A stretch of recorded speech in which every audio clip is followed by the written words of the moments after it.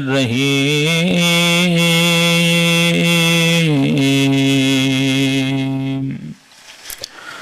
الحمد لله رب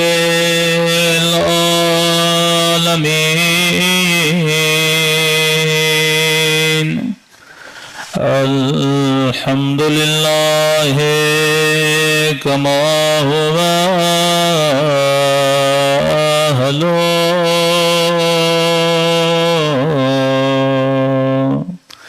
الصلاة والسلام على سيد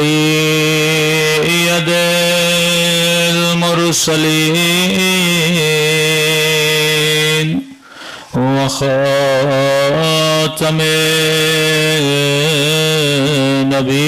النبيين أبي القاسم محمد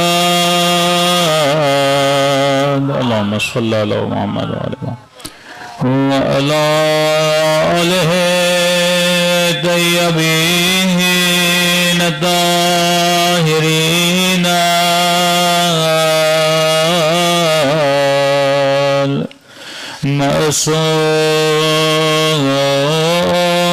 المعصومين سنبھل کے مولا کے ظہور کی دعا اللہم کل ولیک حجت ابن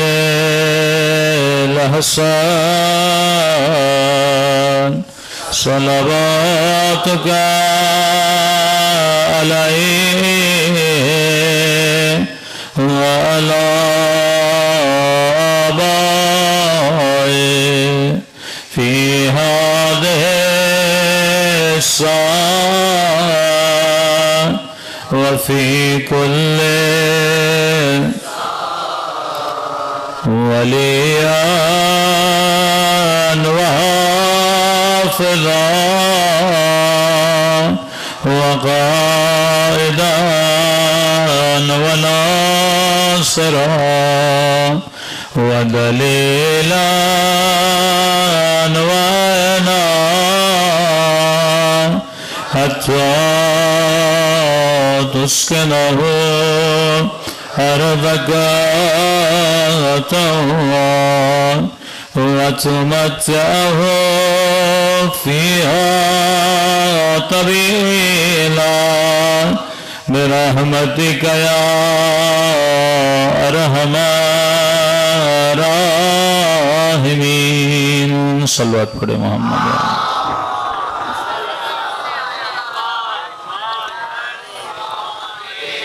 بسم اللہ الرحمن الرحیم رب اشرح لی صدری ویسر لی امری واحلل عقدۃ من لسانی یفقهوا قولی اما بعد فقط قال رسول اللہ صلی اللہ علیہ وآلہ وسلم ان الحسین مصباح الہدی وسفینۃ النجات صلوات پڑھے محمد وعلی محمد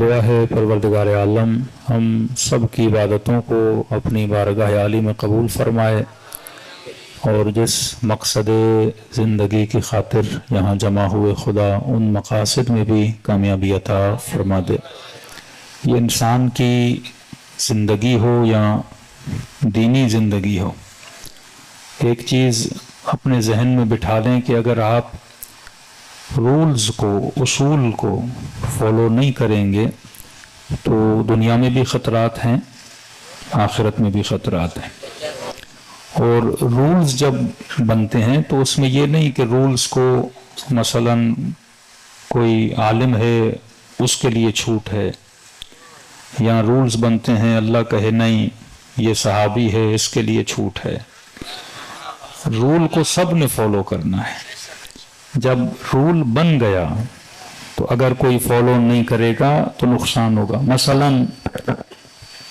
ایک خاص ٹیمپریچر تک اگر گرمی آئے تو پانی ابلنا شروع ہو جاتا ہے یہ ایک سائنٹیفکلی رول ہے اب بندہ بولے میں آب زمزم لایا ہوں تو اس کو ابلنا نہیں چاہیے کوئی بھی پانی ہو جب ایک خاص ٹیمپریچر آتا ہے تو پانی ابلنا شروع ہو جاتا ہے. اسی لیے خدا نے کہا کہ من یعمل مثقال ذرۃ خیرا یرہ ومن یعمل مثقال ذرۃ شرا یرہ. خیر کوئی بھی کرے دیکھے گا، شر کوئی بھی کرے دیکھے گا. اب اس میں چھوٹ نہیں کہ بندہ بولے میں نبی کا رشتہ دار ہوں یا نبی کا ساتھی ہوں. نہیں، کوئی بھی کرے. آج مسلمان اتنے جھگڑوں میں کیوں پڑا ہوا ہے؟ آج یہ ملک اتنے مسائل میں کیوں گھرا ہوا ہے؟ کیونکہ ہم رولز کو فالو نہیں کرتے. اگر آپ ملک کے قانون کو توڑو گے ملک تباہ ہوگا. اگر آپ الہی قانون کو توڑو گے تو آخرت کیا ہوگی؟ تباہ ہو جائے گی. اللہ نے اصول بنائے، اصولوں کے مطابق اگر انسان زندگی گزارے، انسان کی دنیا بھی کامیاب، آخرت. آج صرف اشارہ دے رہا ہوں، آپ بھی یقیناً تھک گئے ہوں گے. قرآنی اصول. شیعوں پر اعتراض ہوتا ہے شیعہ لعنت کیوں بھیجتے ہیں، اور اسی لعنت کی وجہ سے انہوں نے بل پاس کروانا چاہا. پرسوں کانفرنس ہوئی اسلام آباد میں، اعتراض کیا تھا کہ شیعہ لعنت کیوں بھیجتے ہیں. اب کہا کیونکہ یہ لعنت بھیجتے ہیں لہٰذا ایک بل پاس کرو تاکہ اس کے بعد کسی پہ بھی لعنت نہ بھیجیں. میں نے کہا ہم بھیجیں نہ بھیجیں اللہ تو بھیجے گا.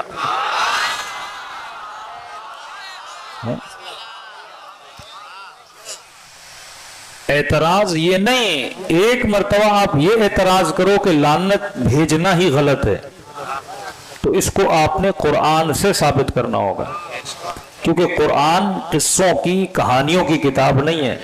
قرآن زندگی گزارنے کے اصولوں کی کتاب ہے. آج کسی بھی بندے مسلم کو بولو کہ قرآن کی آیت ہے، فوراً کہتا ہے اچھا آیت یہ کہہ رہی، ہاں. تو جواب پہ کیا بولتا ہے؟ میرا مولوی کیا بولتا ہے، میرا مفتی کیا بولتا ہے. مطلب اس نے قرآن اللہ سے نہیں سننا، مفتی سے سننا ہے. ایک مرتبہ حکم سری ہے، یا آپ یہ بولو کہ لعنت بھیجنا سرے سے غلط ہے. اگر لعنت بھیجنا سرے سے غلط ہوتا تو خدا کبھی نہ کہتا بسم اللہ سے پہلے شیطان پہ لعنت بھیج. یہ نہیں بول سکتا کوئی مسلمان کہ لعنت بھیجنا غلط ہے.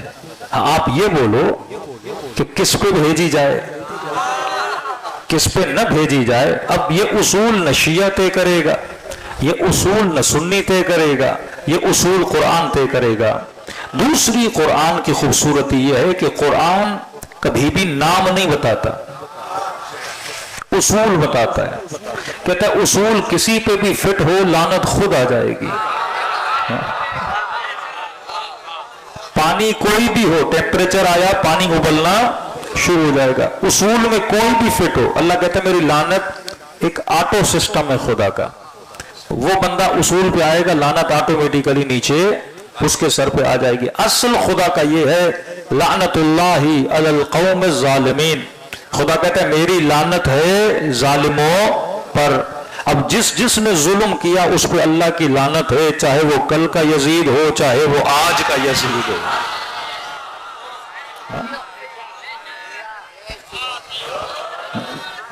یہ قرآنی اصول ہے کہ جو بھی ظلم کرے گا اللہ کہتا ہے اس پہ میری کیا ہے؟ لعنت ہے. بھائی جب خدا نے بھیج دی تو تمہارا سوال بنتا ہی نہیں مفتی سے کہ یزید پہ لعنت بھیجیں یا نہ بھیجیں. یہ مفتی سے سوال نہیں بنتا جب خدا خود کہہ رہا ہے کہ میری لعنت ہے ظالموں پر.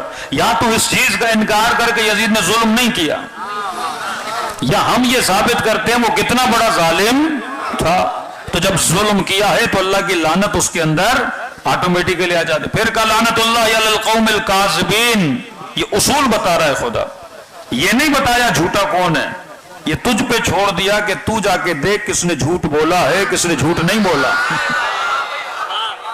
اتنی تو اللہ نے عقل دی ہے نا کہ بندہ خود جا کے تلاش کرے. اللہ اصل بتا رہا ہے کہ میری لعنت ہے جھوٹوں پر.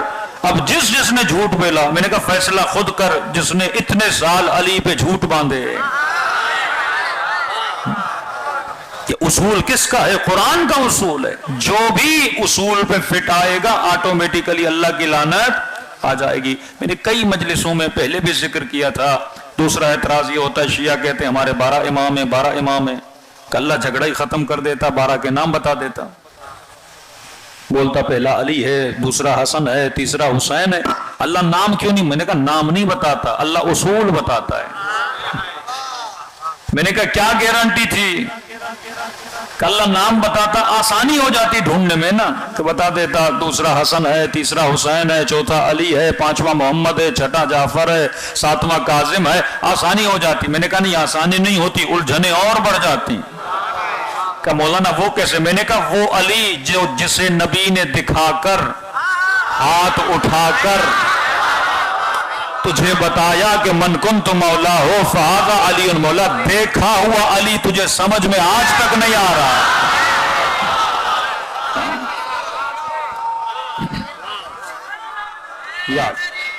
بھائی دکھا کر بتایا کہ من کنت مولا ہو فہذا علی. پھر تو مفتی کے پاس چلا گیا کہ مولا کا مطلب کیا ہے. اب دکھایا ہوا علی آج تک اس میں تو اٹکا ہوا ہے کہ مولا کا مطلب دوست سے مولا کا مطلب یہ ہے. میں نے کہا اگر خدا 12 نام بتا بھی دیتا اور ابو سفیان اپنے بچوں کے نام وہی رکھتا پھر تو اسی جھگڑے میں رہتا کہ اللہ والا علی کون ہے بندوں والا علی کون ہے.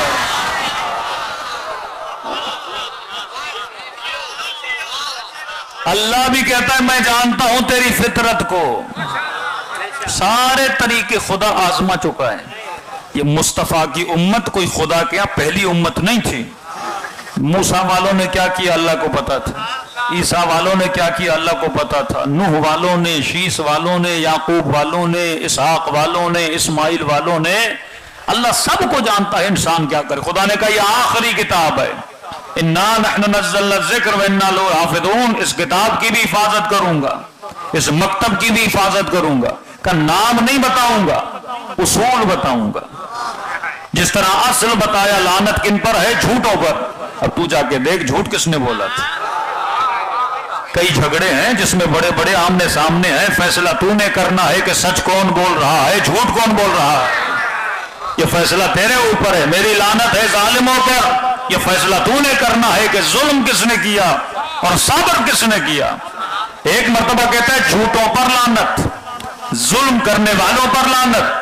دوسری جگہ پر کہتا ہے ان اللہ مع الصابرین. اگر میں کسی کے ساتھ ہوں تو صبر کرنے والوں کے ساتھ. طاقت کے ہوتے ہوئے جو بد دعا نہ دے اسے زینب کہتے ہیں.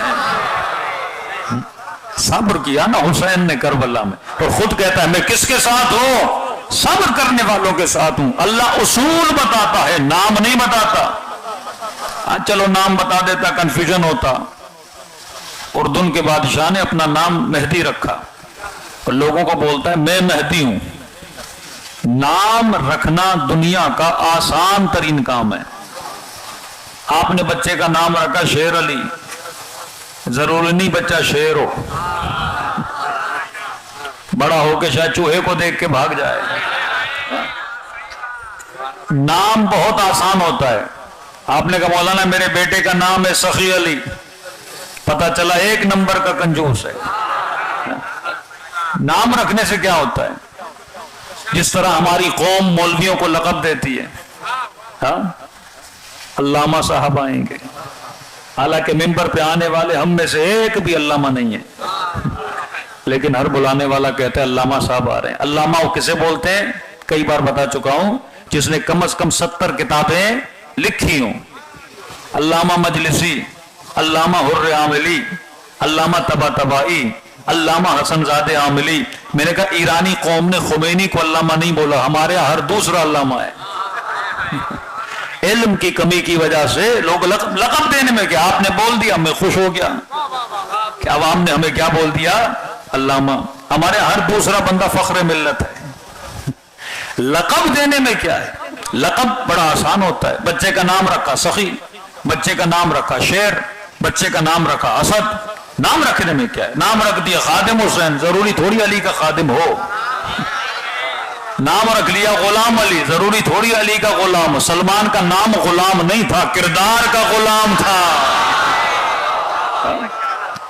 نام رکھنا آسان ترین کام ہے. آپ مسلمان کی مرضی، جسے چاہے کرار بولے، جسے چاہے جرار بولے. نام رکھنا دنیا کا آسان ترین کام ہے. لیکن ایک مرتبہ میں آپ کو بولوں بچے کا نام رکھو شیر علی، ایک مرتبہ بولتا ہوں بچے کو شیر بنا. مشکل کام کون سا ہے؟ شیر بنانا. کیونکہ ایک رات میں نہ کوئی بہادر بنتا ہے، نہ کوئی شجاع بنتا ہے.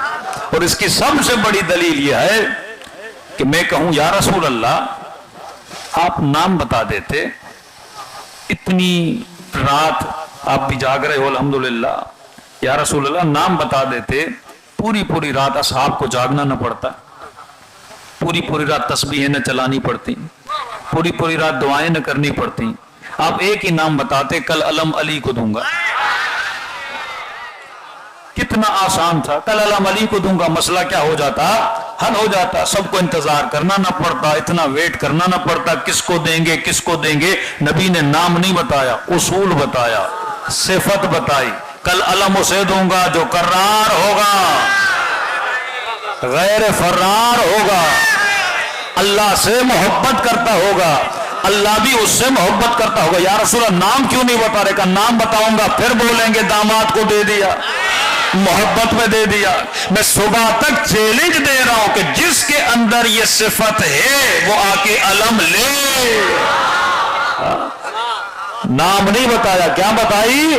صفت بتا دی، تاکہ دنیا کل اعتراض نہ کرے کہ مصطفیٰ دے رہے تھے تو محبت میں دے رہے تھے، داماد کے عشق میں دے رہے تھے. کل نہیں، اصولوں کی بنیاد پہ دے رہا تھا.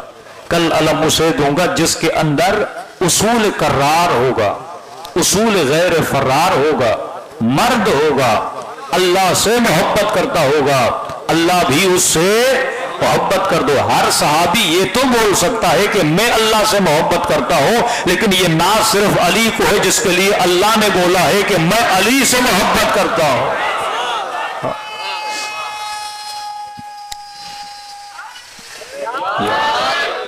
تو نام رکھنا دنیا کا آسان ترین کام ہے، لیکن اس اصول کو اپنانا یہ دنیا کا مشکل ترین کام ہے. اب اصولوں پہ کوئی بھی عمل کرے گا، الہی اصولوں پہ، وہ جنتی ہے. اور اصولوں پہ کوئی بھی عمل نہ کرے وہ کیا ہے؟ جہنمی ہے. اب کوئی بھی ہو، اس میں فرق نہیں ہے بندہ کس ذات سے ہے، کس جات سے ہے، اس کا حسب کیا ہے، اس کا نسب کیا. نہیں، اللہ کہتا ہے نوح کا بیٹا ہے، لیکن اگر میرے اصولوں پہ عمل نہیں کرے گا، نوح یہ تیرا بیٹا نہیں ہے. اصل بتایا، فرمایا ان الحسین مصباح الخدا. میں اصول بنا رہا ہوں کہ اگر کوئی ہدایت کا چراغ ہے تو حسین ابن علی ہے. چراغ ہدایت ہے، مطلب آپ کی گاڑی جب روڈ پہ چلتی ہے تو راستہ کون دکھاتا ہے؟ ہیڈ لائٹ، وہ چراغ ہے. چراغ راستہ دکھاتی ہے. فرمایا ہدایت کو بھی اگر راستہ دیکھنا ہو تو چراغ کون ہے؟ حسین ابن علی ہے. یہ حسین ہے جو تجھے ہدایت کا راستہ بتلاتے ہیں. اور صرف راستہ نہیں بتلاتے، صرف راستہ نہیں دکھاتے. ہر مفتی، ہر مولوی آپ کو جنت کا راستہ دکھا سکتا ہے، جنت لے نہیں جا سکتا. میں بولوں گا جنت جانے کے لیے یہ کام کرو تو جنت چلے جاؤ. کل کوئی بولے مولانا مجھے جنت لے کے چلیے، میں بولوں گا مجھے اپنی گارنٹی نہیں، تجھے کیا میں جنت میں لے جاؤں. کہ حسین صرف راستہ دکھاتا نہیں ہے، کشتی پہ بٹھا کے جنت کے دروازے تک لے جانے والا امام ہے. یہ ظرف اور یہ طاقت خدا نے صرف کسے دی ہے؟ حسین ابن علی کو دی. ایک جملہ اور سمجھیے، زحمت کو زیادہ نہیں اللہ آگے لے جاؤں گا. اسی طرح سے امام علی کے لیے فرمایا کہ علی مع الحق والحق مع علی. علی حق کے ساتھ ہے، حق علی کے ساتھ. اگلا جملہ آپ کی سوچ اور فکر کو بیدار کرنے کے لیے کہ یہ نہ دیکھنا کہ حق کہاں جا رہا ہے، یہ دیکھنا کہ علی کہاں جا رہے ہیں. آدھے منٹ کے لیے سوچ کے بتائیے کیا یہ ممکن ہے کہ حق کہیں اور جائے؟ اصلاً یہ جدائی پذیر ہے کہ حق علی سے جدا ہو جائے؟ تو نبی نے کہا کہ یہ نہ دیکھنا کہ حق کہاں جا رہا ہے، یہ دیکھنا کہ علی. اب سمجھانے کے لیے مثال دے رہا ہوں. رمضان کا مہینہ آتا ہے، کسی ڈاکٹر، کسی انجینئر، کسی مومن نے کہا مولانا ہم صبح سے شام تک کام کر کے تھکے ٹوٹے آتے ہیں، رمضان کا مہینہ کہتے ہیں تھوڑی دیر ٹی وی دیکھ لیں، اور پروگرام کھولتے ہیں، علماء بیٹھے ہوتے ہیں 3-4 مولانا حضرات صاحب، کہتے ہیں تھوڑا اللہ رسول کا پیغام سن لیں، نام سن لیں، ان سے اللہ کی باتیں سن لیں. کہتے ہیں ہم نے تو اتنا دین پڑھا نہیں، کوئی ڈاکٹر بنا، کوئی انجینئر بنا، کوئی راجہ ہے، کوئی ہاری ہے، کوئی کیا ہے، ہمیں تو دین کا اتنا پتہ نہیں، بہت مشکل سے 5 وقت کی نماز ادا ہو جائے. رمضان کا روزہ کھول کے ٹی وی پہ بیٹھتے ہیں، 5 مولوی بیٹھے ہوتے ہیں.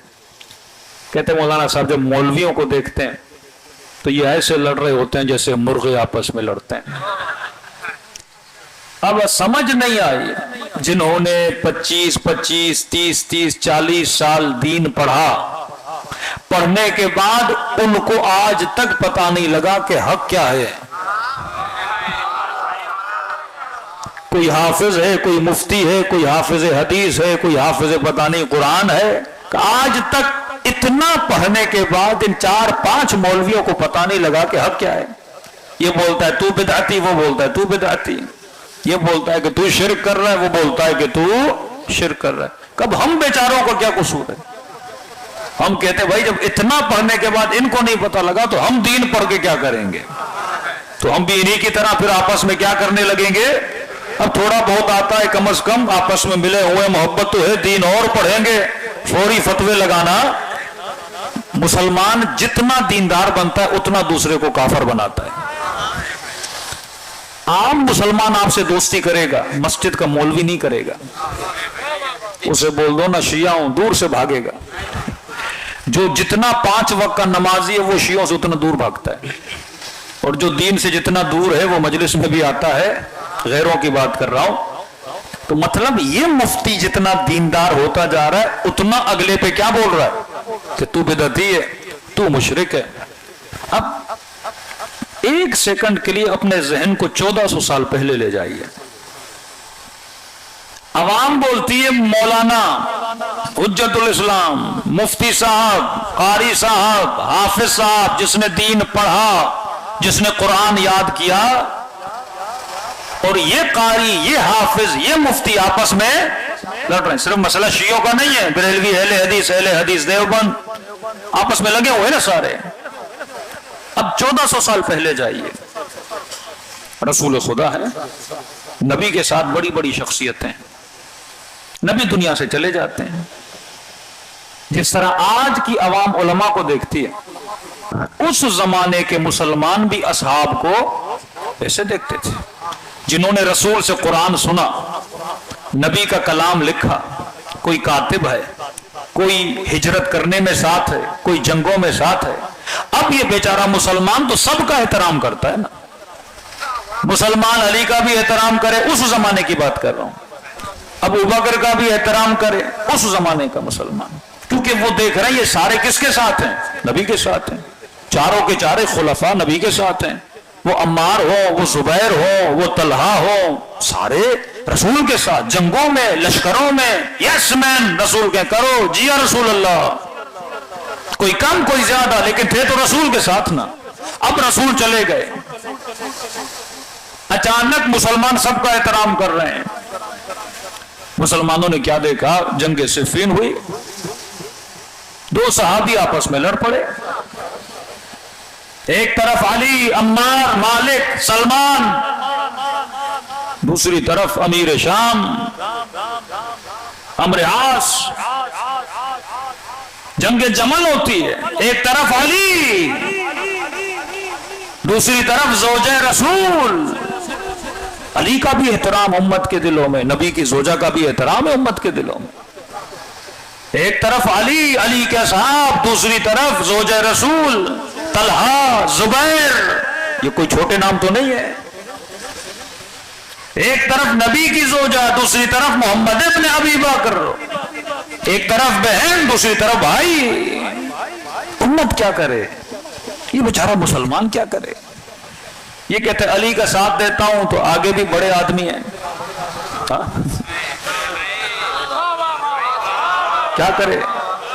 کہتے ادھر جاتا ہوں سامنے علی ہے، تو کچھ نے کہا کہ علی کا ساتھ دیتے ہیں، کچھ نے کہا سامنے والے کا ساتھ دیتے ہیں، کچھ نے کہا گھر سو جاتے ہیں، ہم نے ایک میں نہ دو میں۔ اب ایسی کنڈیشن، ایسا کنفیوژن، خدا کیا کوئی اصول نہیں بنائے گا؟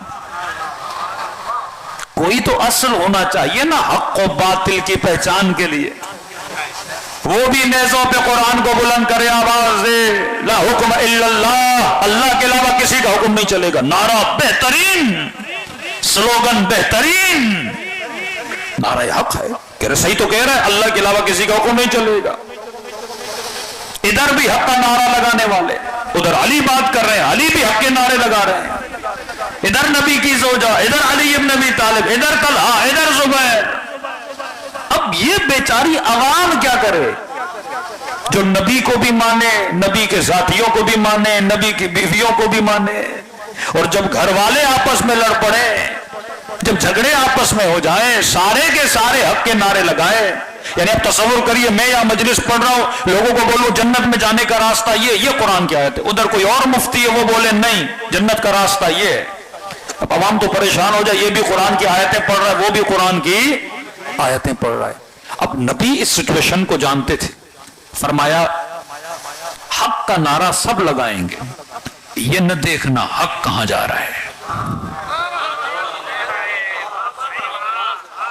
سارے حق کا نعرہ لگائیں گے، بڑی بڑی شخصیت، یہ نہ دیکھنا حق کہاں جا رہا ہے، یہ دیکھنا علی کہاں جا رہے ہیں، کیونکہ حق کا بھی اگر کوئی قبلہ ہے وہ ذات علی ابن ابی طالب ہے، کیونکہ جہاں جہاں علی مڑتے ہیں وہاں وہاں حق خود کو موڑنا شروع کر دیتا ہے۔ اور آسان کر کے سمجھاؤں تاکہ بات ذہن میں آ جائے، بھائی مجمع کسی مولوی کا احترام کرتا ہے، کیوں؟ مسلمان صحابی کا احترام کرتا ہے، کیوں؟ آپ عالم کا احترام کرتے ہو، کیوں؟ میری وجہ سے یا حسین کی وجہ سے؟ صحابی کا بھی احترام کس کی وجہ سے؟ رسول کی وجہ سے نا۔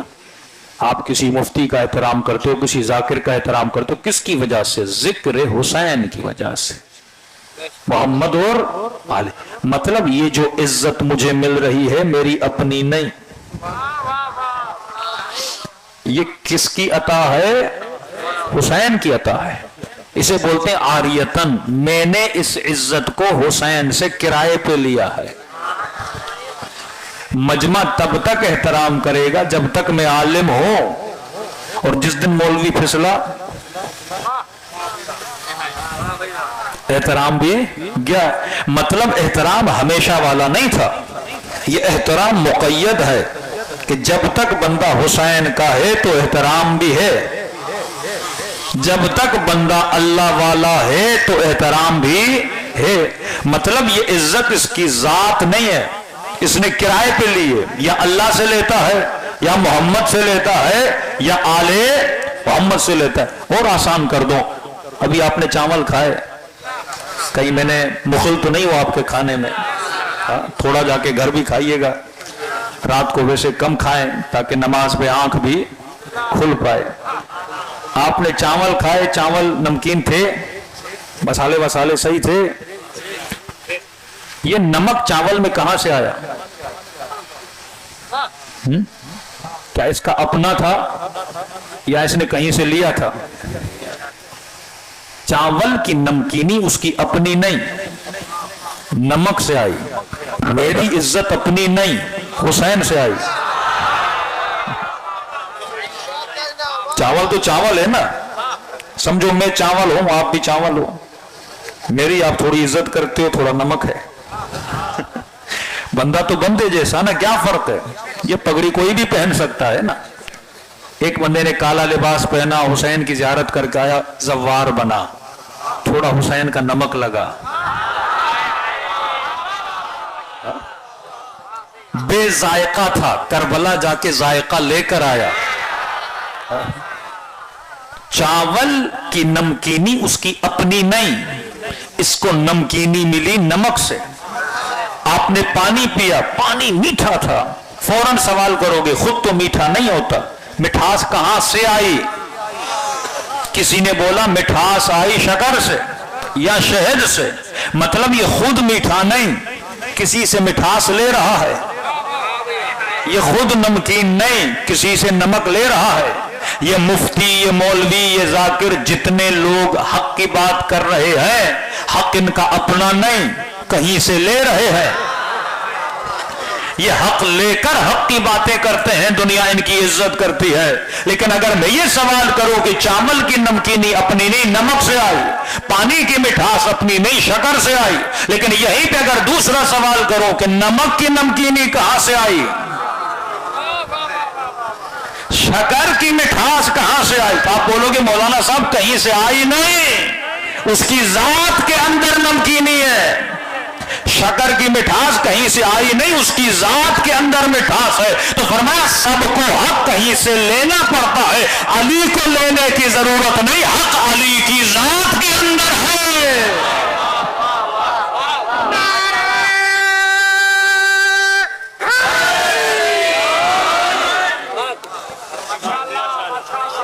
कुरान कहता है रसूल के अंदर उस्वे हसना है, लकुम फी रसूलिल्लाह उस्वतन हसना, रसूल के अंदर उस्वे हसना है, इसकी जात में नेकी है, ये खुद मेयार अखलाक है। अगर मैं नेक बनूंगा तो मैं थोड़ा बहुत अपने अंदर रंग अहल बैत को पैदा करूंगा, लेकिन वो है ही मासूम, उनकी जात के अंदर इस्मत है, उनकी जात के अंदर हक है। अब किसी ने किसी भी मुआशरे में देखना है हक को बातिल क्या है, तो अफराद को नहीं देखना, हुसैन को देखना है, क्योंकि हुसैन चरागे हिदायत है, वह सफीनतुन नजात, और कश्ती निजात है। आज जिस फर्श पे बैठे हो तसव्वुर करो ये हुसैन की कश्ती है। हाँ? वो सबको बुलाते हैं आजा कश्ती हुसैन में सवार हो जा। ये चैलेंज है मेरा, किसी भी मकतब में इतनी आजादी नहीं जितनी तशय्यो में है। हाँ, मेरा चैलेंज है, आप ही साबित करें। हाँ, शियों जितना शिया गैर मुतअस्सिब है इतना कोई नहीं। हमारी मजलिसों में हिंदू भी आते हुए नहीं डरता, सुन्नी भी आते हुए नहीं डरता।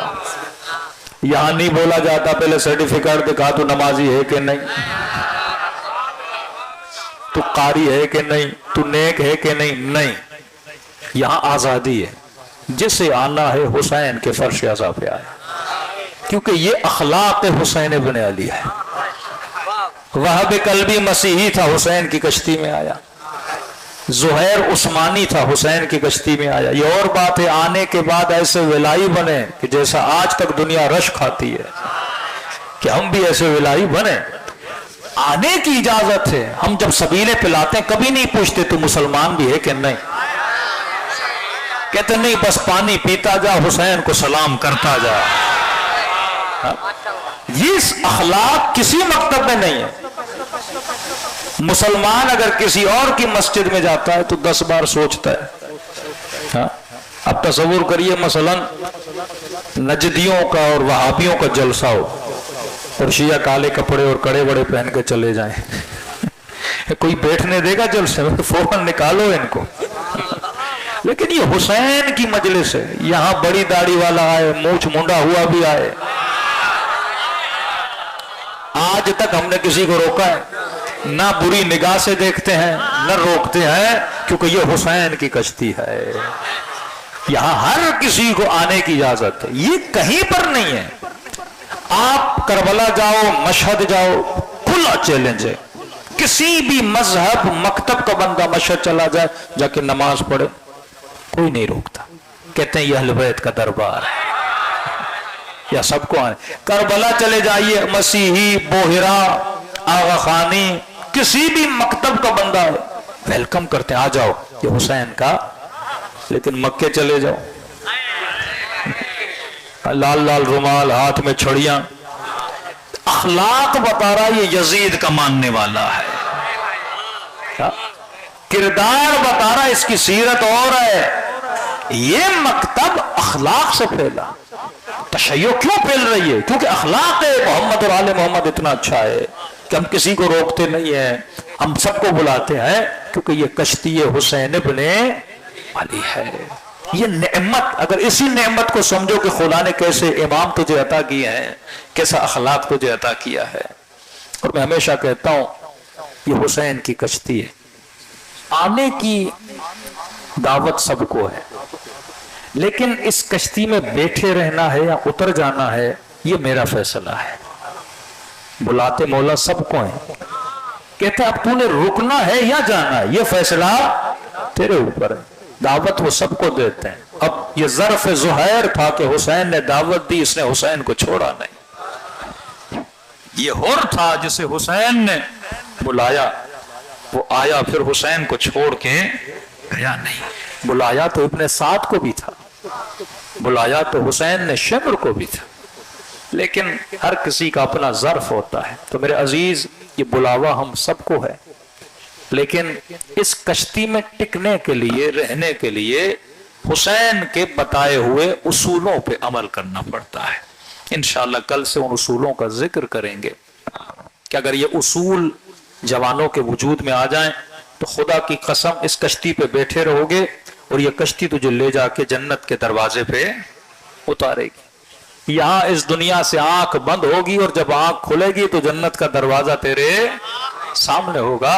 لیکن شرط یہ ہے امام حسین کے بتائے ہوئے اصولوں پر عمل کرو. بھائی جہاز پہ بیٹھتے ہو کنڈیشن ہوتی نا سیٹ بیلٹ فوراً باندھو. اب بندہ بول نہیں باندھوں گا وہ جہاز سے ہی اتار دیں گے. نہیں، آئے ہو لیکن بیٹھنے کے لیے شرائط موجود ہیں. جب وہ نشانات بجھیں گے اس وقت تم نے سیٹ بیلٹ کھولنے کی اجازت ہے. بندہ 1 نمبر کا سیکورٹی بھی ہو وہاں پینے کی اجازت نہیں ہے، کیونکہ یہ جہاز کا سفر ہے. تو حسین کی کشتی کے سفر میں کچھ چیزیں چھوڑنی پڑتی ہیں، کچھ چیزیں اپنانی پڑتی ہیں، اور وہ کرو گے تو انشاءاللہ جنت تک جا کے پہنچو گے. یہ کشتی دنیا میں چلے گی 60 سال 70 سال 80 سال، ایک دن تجھے اتار کے کہاں چھوڑے گی؟ منزل مومن کی جنت ہے، اور جنت مل گئی پھر انسان کو کیا ملے؟ کیونکہ جنت کے جوانوں کے سردار بھی ہیں. تو حسین اور حسن ہے. آج کل ایک نئی حدیث آ گئی ہے کہ جنت کے بوڑھوں کے سردار. میں نے کہا تو نے صحیح کہا، اللہ تجھے بوڑھا ہی رکھے، ہاں، اور تو بوڑھا ہی ہو کے جائے، کیونکہ جنت میں کبھی بوڑھے جاتے جنت میں جوان ہی جاتے ہیں. ہمارے سردار حسن و حسین ہیں، تیرے سردار جو اللہ تجھے دے انہی کے ساتھ تو چلا جائے. صلوات پڑھے محمد و آل محمد.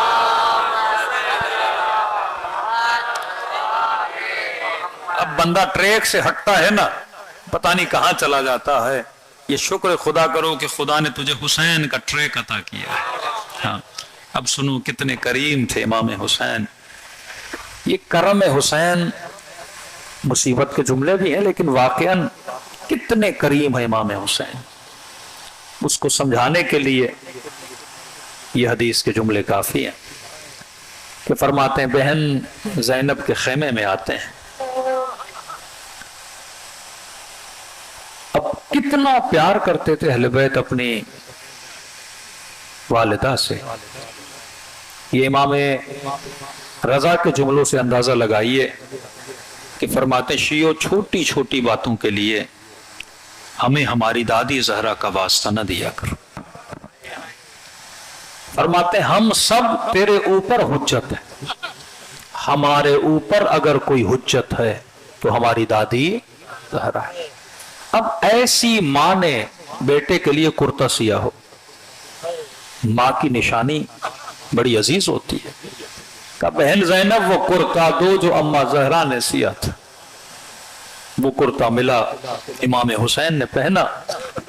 پہننے کے بعد خنجر نکالا، اپنے ہاتھوں سے کرتے کو پھاڑنا شروع کر دیا. تعجب سے سیدہ زینب نے کہا کہ حسین ماں کی نشانی ہے، پھاڑ کیوں رہا ہے؟ फरमाया बहन ज़ैनब ये जो बाहर लश्कर खड़ा है ना, मैं जानता हूं हमारी शहादतों के बाद बदन से हर चीज नोच के ले जाएंगे। इमाम हो साहिब हया है हुसैन, कि अगर फटा हुआ होगा तो उतारेगा नहीं। मैं नहीं चाहता मेरा बदन उरियान हो जाए, बेलिबास रहे। लेकिन हाय हसरत हुसैन, इमाम ज़माना फरमाते मेरा सलाम हो करबला के उन शहीदों पर जिनके बदन पे लिबास नहीं था। फिर हुसैन की निगाह पड़ी एक और कुर्ते पर, पीले रंग का कुर्ता था। फरमाया बहन ज़ैनब ये कुर्ता भी ला। ताज्जुब से भाई को कुर्ता दिया। इमाम ने फटे हुए कुर्ते के ऊपर एक नया कुर्ता पहना। फिर पूछा हुसैन जब खुद कह रहे हो हर चीज लूट के ले जाएंगे, फिर ये कुर्ता क्यों पहन रहे हो? कितना करीम है मेरा आका। फरमाते बहन ज़ैनब मैं नहीं चाहता जो लूटने आए वो मेरे बदन से खाली हाथ जाए। अरे जो लुटेरों को खाली हाथ न लौटाए, क्या वो मजलिस में आए हुए अज़ादार को खाली हाथ लौटाएगा? ये वक्त वक्त तहज्जुद है। इस वक्त में वैसे भी मांगी गई दुआ को खुदा रद्द नहीं करता, लेकिन मांगने का हुनर हो, ऐसे मांगो जैसे हुर ने हुसैन से मांगा था। वो जज्बा, वो इरादा, वो कुव्वत हो। पता करते हैं इंशाअल्लाह कई लोग अरबईन पे जाएंगे। हर साल अर्ज करता हूं जब लोग अरबईन पे जाते हैं और जो नहीं जा पाते उनकी आंखों में आंसू होते हैं। इसी तरह एक बूढ़े ने जब लोगों को जाते हुए देखा, ये फौरन रोता हुआ इमाम हुसैन से शिकायत करने लगा, हुसैन क्या तेरी ज़ियारत सिर्फ अमीरों के लिए है? मौला मैं गरीब हूं आ न सका। कहते घर गया जब सोया तो ख्वाब के आलम में हुसैन ने अपनी ज़ियारत कराई। तब वो अभी करबला पहुंचे नहीं है, मैंने अपनी ज़ियारत तुझे ख्वाब में करा दी, कभी ये न कहा करके हुसैन तुझे नहीं करा रहा।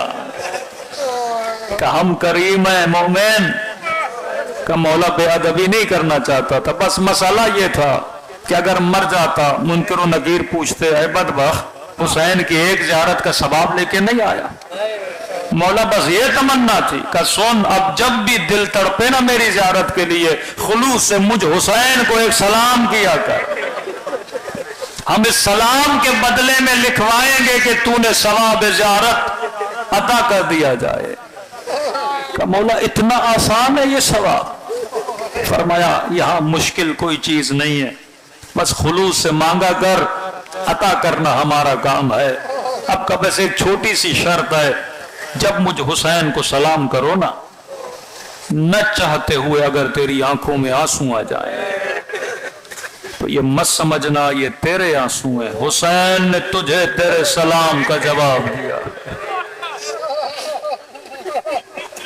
दिलों को करबला लेकर चलें, जिससे सलाम आते हैं वो मेरे साथ पढ़े, जिससे नहीं आते लफ्ज़ हुसैन तो सबको आता है, तो कम से कम अपनी ज़बानों से हुसैन की सदा को बुलंद करें और दुआ करें खुदा सवाब ज़ियारत हुसैन हम सबको अता करे। अस्सलाम अला हुसैन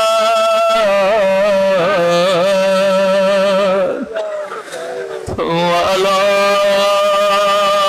अली इब्न हुसैन व अला औलाद हुसैन व अला असहाब हुसैन। अस्सलाम अला हुसैन की सदा बुलंद व अला अली इब्न हुसैन व अला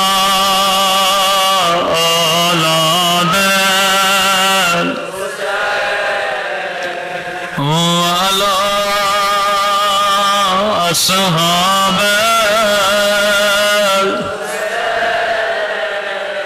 میرا سلام ہو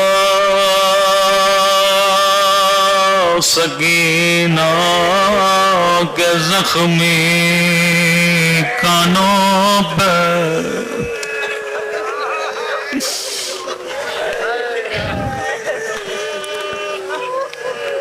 اللہ ہر واسطہ رد کر سکتا ہے لیکن 4 سالہ بچے کے زخمی کانوں کا واسطہ علماء فرماتے ہیں جب کبھی تیرا دل کرے امام زمانہ کے ساتھ رونے کا، کیونکہ وہ بھی اپنے جد پہ گریا کرتے ہیں، تبھی فرماتے مومن تو آنسو روتا ہے لیکن تیرا امام زمانہ خون روتا ہے۔ فرمایا اگر امام کے ساتھ رونا چاہتے ہو تو رات کے اندھیروں میں زیارت ناہیہ پڑا کرو، ناہیہ تیرے امام زمانہ کا نوحہ ہے۔ 3 سلام ہے جو کسی مولوی اور ذاکر کے نہیں، امام زمانہ کے پڑھے ہوئے، بڑے درد بڑے سلام ہے۔ کسی مظلوم کا نام نہیں لیتے، بس مصیبت کا ذکر کرتے، فیصلہ زاداروں پہ چھوڑا کہ تو سوچ میں کس مظلوم کو سلام کر رہا ہوں۔ فرمایا میرا سلام ہو ان زخمی رخساروں پہ، نام نہیں لیا یہ کس کے رخسار ہے، نشانی بتاتے ہیں۔ میرا سلام ننھے سے زخمی رخساروں پہ جن کا رنگ بدلتا رہا، یہ نہیں کا رنگ بدل گیا بلکہ بدلتا رہا۔ کبھی شمر کے تماچوں نے رنگ نیلا کیا، کبھی ظالم کے تماچوں نے رنگ کا کیا۔ رسول خدا کی حدیث ہے مسلمانوں کبھی ہوا کبھی منہ پہ لمارا کرو، انہوں نے نبی کی نواسیوں کو دماتے مرے۔ زندان شام میں جب بابا کا کٹا ہوا سر سکینہ کی گودی میں آیا، رو رو کے کہنے لگی میرا غریب الوطن بابا، او میرے 3 دل کے پیاسے بابا، بابا ذرا آنکھیں کھولو، ذرا سکینہ کے زخمی رخسار دیکھو۔ او بابا میرا رخسار چھوٹا تھا لیکن شمر کا ہاتھ بڑا تھا۔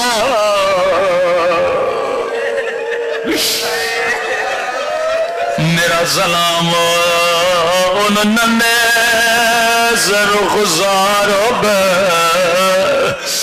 او تماچوں نے جن کا رنگ بدل دیا۔ اگلا سلام اس سے بھی درد بھرا سلام ہے۔ فرمایا میرا سلام ان زخمی کلائیوں پہ جنہیں رسیوں سے باندھا گیا۔ جب پوچھا گیا یہ کس کی کلائیاں ہیں، آواز آئی یہ زینب کی کلائیاں ہیں۔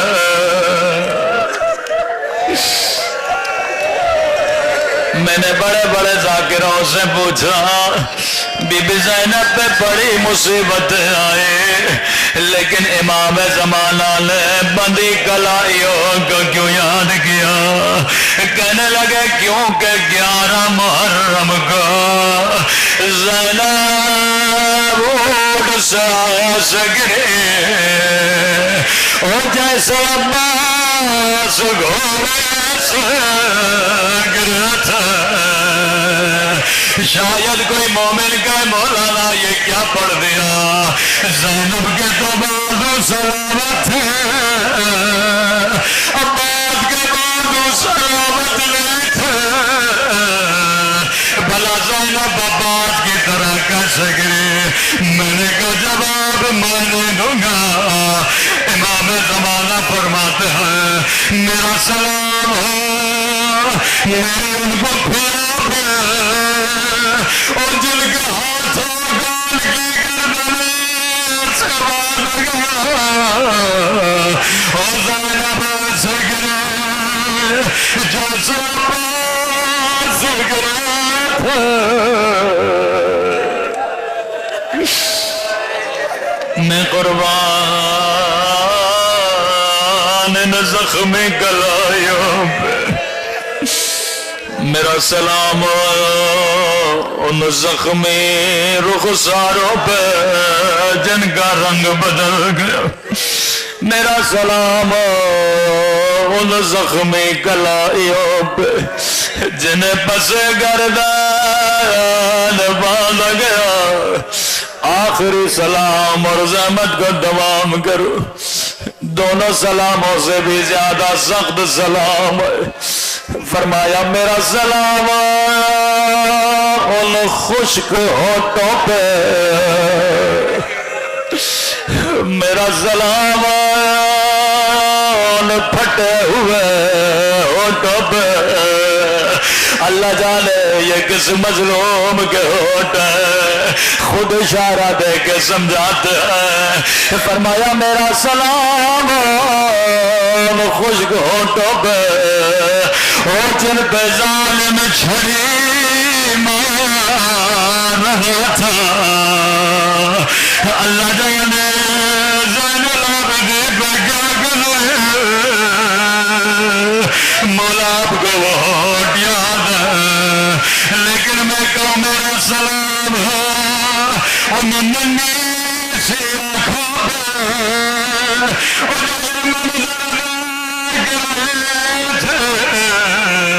اللہ کسی بچی کو بابا کا سر میں دکھائے،